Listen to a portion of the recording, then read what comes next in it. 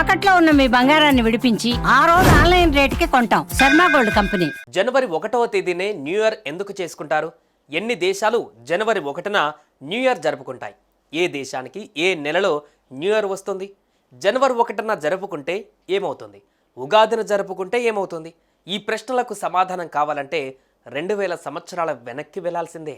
1582 October 15న జనవరి 1న new year జరుపుకోవడం ప్రారంభమైంది.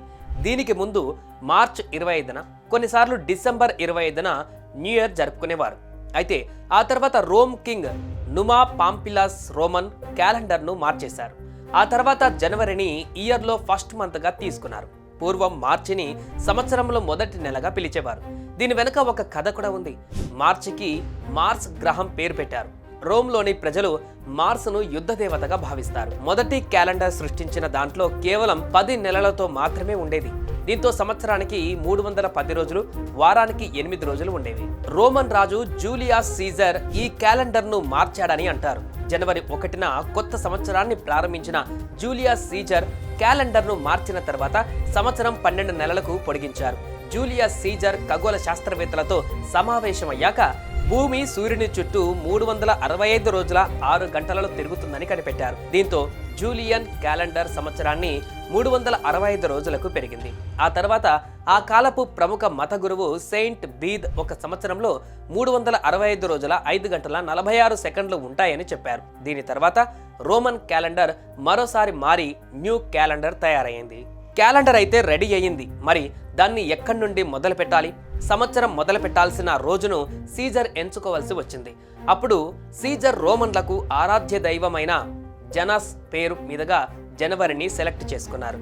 రోమన్లు జనస్ను God of beginnings గా భావిస్తారు. అందుకే కొత్త ఏడాది ప్రారంభానికి జనవరి నెలను ఎంచుకున్నారు.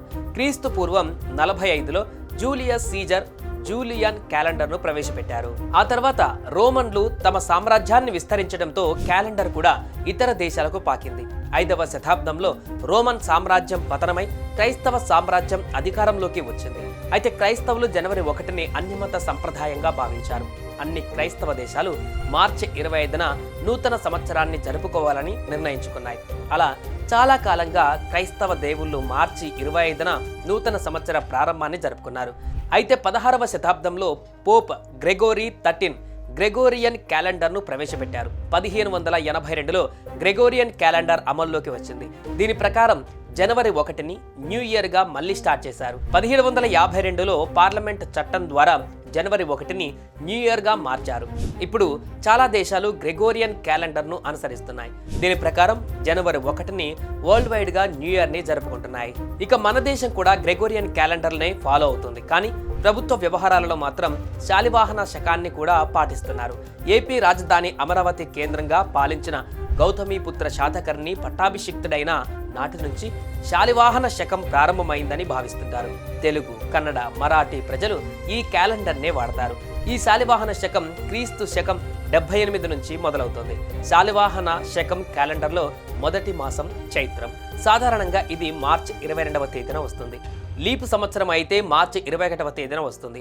భారత ప్రభుత్వం 1957 మార్చి 22వ తేదీ నుంచి ఈ శాలివాహన శకం క్యాలెండర్ను అధికారికంగా పాటిస్తోంది. అలానే నేపాల్లో దీపావళి వేడుకలలో 4వ రోజు అయిన మా పూజాను నేపాలీ క్యాలెండర్ ప్రకారం న్యూ ఇయర్గా జరుపుకుంటారు. చైనా, కొరియా దేశాలు ఫిబ్రవరిలో న్యూ ఇయర్ వేడుకలు జరుపుకుంటాయి. ఇలా చాలా దేశాలు వారి సంప్రదాయం ప్రకారం ఆయా నెలల్లో తేదీల్లో న్యూ ఇయర్ వేడుకలు జరుపుకుంటాయి. సుమన్ టీవీలో మీ పర్సనల్ అండ్ బిజినెస్ ప్రమోషన్స్ కోసం కింది నెంబర్కి కాంటాక్ట్ చేయండి.